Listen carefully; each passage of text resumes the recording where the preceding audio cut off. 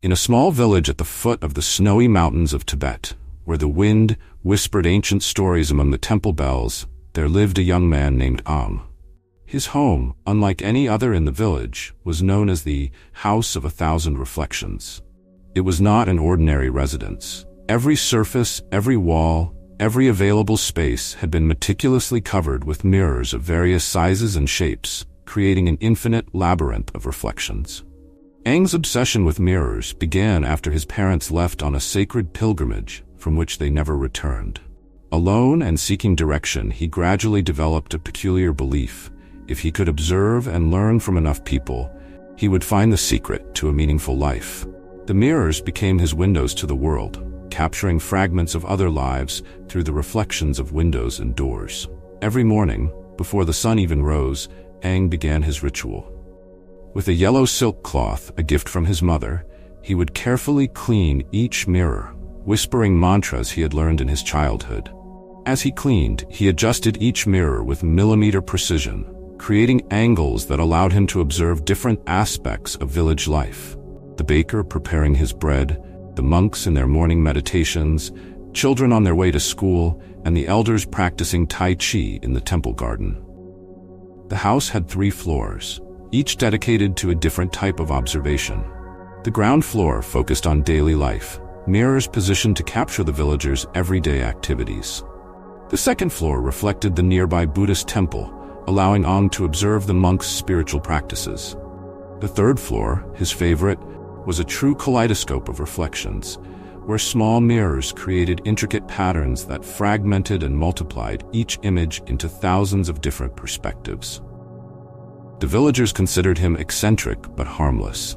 Some called him the Observer, while others referred to him as the Guardian of Reflections. Children made up stories about his house, saying it trapped souls in its mirrors. The elders shook their heads with concern, seeing in him the reflection of a lost generation, always searching for answers outside of themselves. Ang kept a meticulous diary of his observations, page after page filled with minute details: how the temple's most respected monk folded his robe, how the village's most prosperous tea seller served her customers, how the local artist mixed his colors. He believed that if he could decipher and perfectly mimic the behavior patterns of successful people, he would find his own happiness. His routine was as precise as a Swiss clock.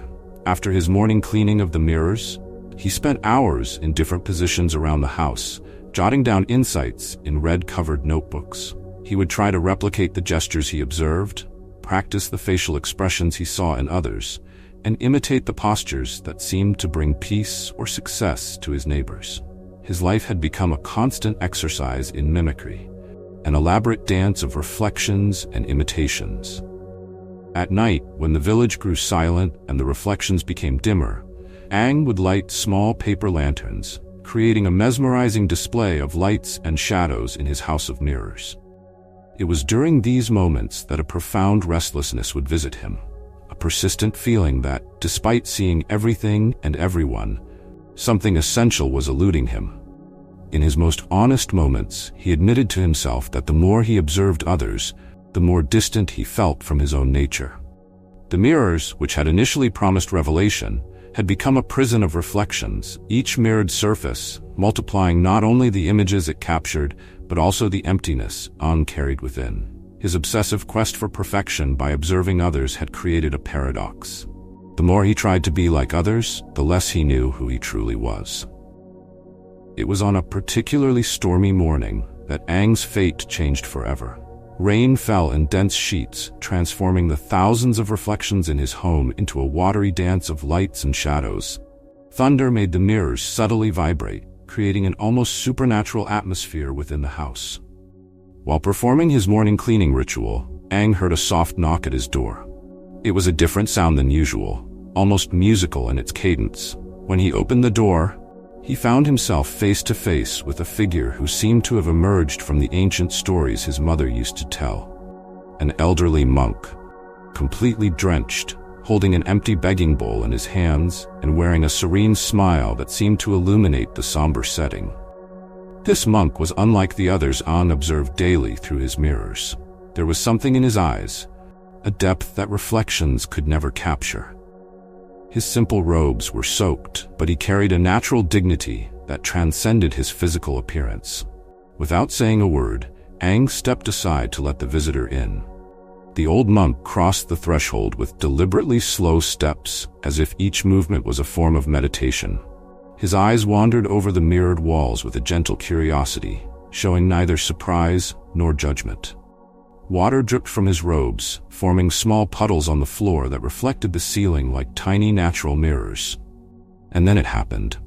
As Aang turned to offer the monk a towel, his elbow brushed against one of the oldest mirrors in the house, a gift from his father, strategically positioned to capture the sunrise. The mirror wobbled for a moment that felt eternal, reflecting 1,000 fragmented images before it fell.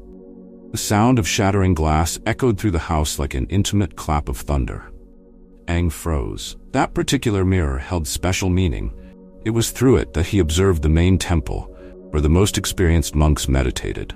In his heart, he had always believed that this specific mirror held secrets of wisdom he would one day decipher. To his surprise, the monk didn't apologize. Instead, he approached the fragments with a reverence Aang had never seen. Bending down, the wise old man began gathering the pieces, examining each one as if they were sacred texts. The mirror had broken into exactly 5 parts, each fragment reflecting light in its own unique way. "Sometimes," the monk said, breaking the silence with a voice that seemed to carry the weight of centuries, "we need something to break for us to see the truth." His words reverberated through the house, reflecting infinitely like the images in the mirrors. The monk then sat down on the floor, crossing his legs with a surprising agility for his age. He gestured for Aang to do the same.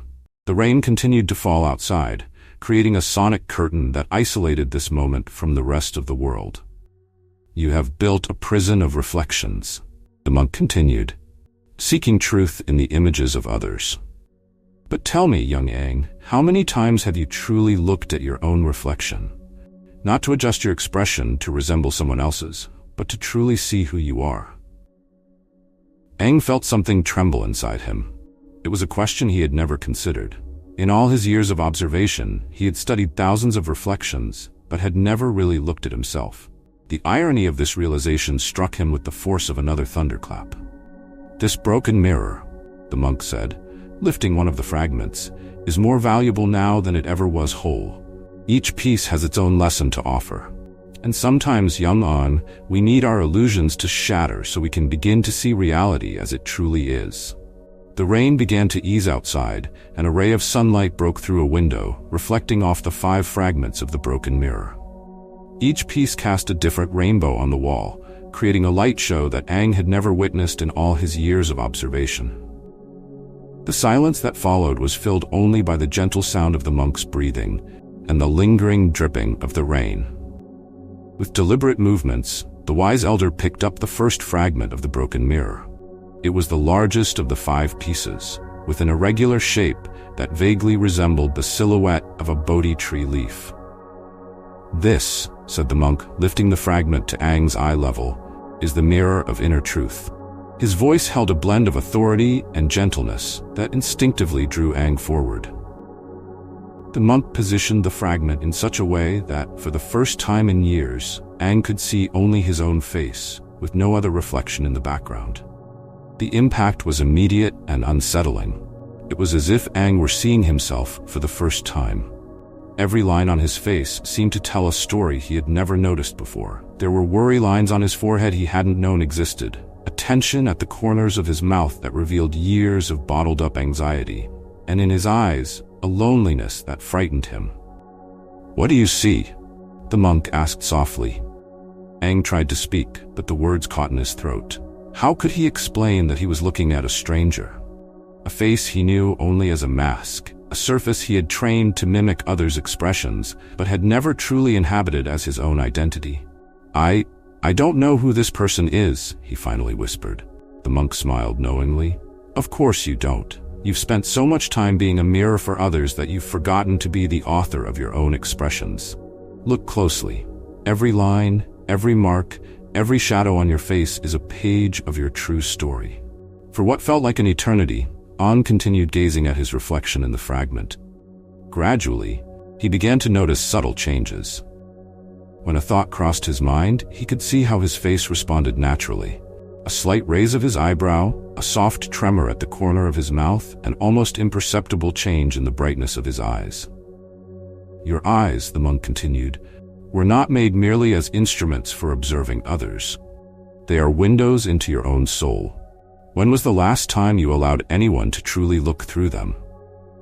A distant memory surfaced in Eng's mind, his mother, years ago, looking into his eyes while teaching him a mantra. Back then, his gaze was clear, direct, full of natural curiosity. Somewhere along the years, that clarity had faded, replaced by a calculated look, always seeking to capture and replicate others' behavior. The monk then did something unexpected. He covered half of the fragment with his hand. Now look at only one eye at a time. The right eye holds your hopes, the left your fears. What is each one telling you? This simple shift in perspective brought forth a new wave of discoveries. Eng noticed that his right eye still held a glimmer of optimism, a spark of the young man who dreamed of finding his own path. The left eye revealed his insecurities, the constant fear of not being enough, which had led him to seek validation through imitation of others. The truth, said the monk, is not in the 1,000 reflections you've collected, but in this single, honest reflection. Your face is a map of your inner journey, each expression an uncharted territory waiting to be discovered. Tears began to form in Eng's eyes, blurring his vision in the mirror fragment. Even through the tears, he continued looking, starting to recognize not just a face, but a person, someone who had become lost in the maze of reflections he himself had created. Tears are mirrors too, murmured the monk. They reflect the truth your heart already knows, but your mind is afraid to admit. Let them flow freely. Each drop is a reminder of who you truly are. In that moment, staring at his tear-blurred reflection in the fragment of the broken mirror, Eng began to grasp the true meaning of self-observation. It was not about perfecting a mask, but about recognizing and accepting his own face in all its imperfections and authentic expressions. The afternoon light began to shift, casting elongated shadows that danced across the walls of the House of Mirrors. The monk, with the patience of one who had lived 1,000 lives, arranged the remaining 4 mirror fragments in a semicircle before Eng. Each piece captured the light in its own unique way, as if each held its own consciousness. Now that you've begun to see your true face, said the monk, you're ready for the deeper teachings these fragments have to offer. Picking up the second fragment, the monk positioned it at an unusual angle so that it reflected only Eng's chest. The reflection pulsed gently in time with his heartbeat. This is the mirror of the living heart, the monk explained. Notice how it moves to its own rhythm, independent of your will. Your heart doesn't need to mimic the beats of other hearts to know how to beat. It knows its own music. Eng was mesmerized by the subtle motion in his reflection. It felt strange and fascinating to observe this visual manifestation of his own life, the steady pulse that sustained him without his conscious thought. He had never considered his own body as a source of wisdom. The monk then moved to the third fragment, positioning it so it captured only Eng's breath, visible as a faint mist on the glass. The mirror of the vital breath, the monk said. See how your breath marks the glass. Each exhalation is unique, a signature of your presence in this moment. You don't need to copy the breath of other masters. Your own breath is your wisest teacher. Eng watched, captivated, as his breath created unique patterns on the fragment. Sometimes the mist formed shapes that resembled ancient characters. Other times it swirled like temple incense smoke. The fourth fragment was positioned to reflect his hands. The mirror of true action, the monk explained. Your hands tell the story of who you are and what you do. Look at the small scars, the calluses, the lines. Each mark is a chapter of your real life, not an imitation of others' lives. Eng had never truly looked at his own hands in this way. He saw the marks left by years of cleaning and adjusting mirrors, the small childhood scars, and the unique lines crossing his palms. Every detail told a story. His story. Finally, the monk came to the last fragment. This one was different. It seemed to have lost part of its silver backing, making it partially transparent. This, the monk said with a mysterious smile, is the mirror of luminous emptiness. Through it, you see no reflection at all. You see beyond appearances, beyond forms. It's a reminder that, in the end, all reflections are temporary, all images are illusory. Through this final fragment, Aang could see the sky beyond his window. Clouds drifted slowly by, constantly changing shape, reminding him of the impermanent nature of all things. These 5 fragments, the monk continued, are more valuable than any intact mirrors in your house. Each reveals an essential truth: your true face, your living heart, your vital breath, your authentic actions, and the luminous emptiness that pervades all. Aang gazed at the 5 fragments arranged before him, each reflecting a different aspect of his being. It was as if each broken piece unveiled a part of his wholeness that had been hidden by years of outward observation. True practice, said the monk, lies not in collecting reflections of others, but in integrating these 5 aspects of your own being. When your face, heart, breath, and actions align with luminous emptiness, you find your true nature. The setting sun cast one last ray through the window, causing each fragment to glow with a different color. In that moment, Aang understood that the mirror's shattering had not been an accident, but an act of liberation. Each fragment was a portal to a different aspect of his own nature, deeper and truer than all the reflections he had collected over the years. That night, Aang removed all the mirrors from his home, except for the 5 fragments. He placed them on a small altar, not for worship, but as a reminder. Each morning before beginning his day, he would pause briefly before each fragment. In the first, he observed his expressions with compassion. In the second, he felt his heart with gratitude. In the third, he focused on his breath. In the fourth, he reflected on his actions. In the fifth, he contemplated emptiness and the interconnectedness of all things. Years later, Aang's home became known not for its 1,000 reflections, but for its inner light. Visitors would often ask about the 5 mirror fragments on his altar. He would smile and reply, "It was the broken pieces that made me whole." Sometimes we must stop searching for our reflection in others to find our true image.